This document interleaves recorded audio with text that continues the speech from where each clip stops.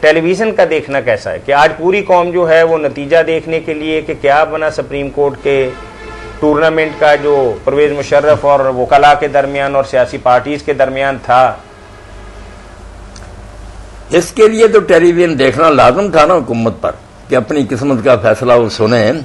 لیکن یہاں تو فرما رہے ہیں کہ حکومت نے فیصلہ لکھ کے بھجوایا. چلو وہ تو ان کی مرضی، یا جنہوں نے فیصلہ کیا. ہم مطلب تو یہ کہ لوگوں کو اپنے معاملات سے لا تعلق نہیں آنا چاہیے. یہ کسی امت کی موت ہے کہ وہ سوچے ہی نہ کہ کیا ہو رہا ہمارے ساتھ.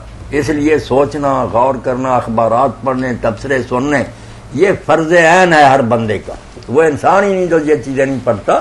دیکھو کہ ملک کے ساتھ کیا ہو رہا، میرے ساتھ کیا ہو رہا، قوم کے ساتھ. آپ یہ بالکل سوچیں اور فیصلہ کریں، اس پرڑے میں وزن ڈالیں جو حق والا ہے. یہ دینی ذمہ داری ہے، یہ کوئی مذاق نہیں ہے کہ اخبار یا رسالے پڑھنا یہ لازم ہے. جو لوگ صرف تلاوتیں کرتے رہتے ہیں نا، دیکھتے ہی نہیں کہ ملک غرق ہو رہا ہے، یہ امت جو ہے اس پر قیامت آئی ہوئی ہے، یہود نصارہ غالب آتے جا رہے ہیں، یہ بس ورد وظیفوں میں لگے ہوئے. مولانا برما کے اندر 1 لاکھ بخشو نکل آئے اور انہوں نے وہاں 3-4 مندروں کو نو گو ایریا قرار دے دیا. تو ہمارے مساجد کے اندر اور ہمارے علماء جو ہمارے بخشو کہہ لیجئے عرف عام کے اندر، تو ان کا اس حوالے سے کیا کردار ہے مولانا؟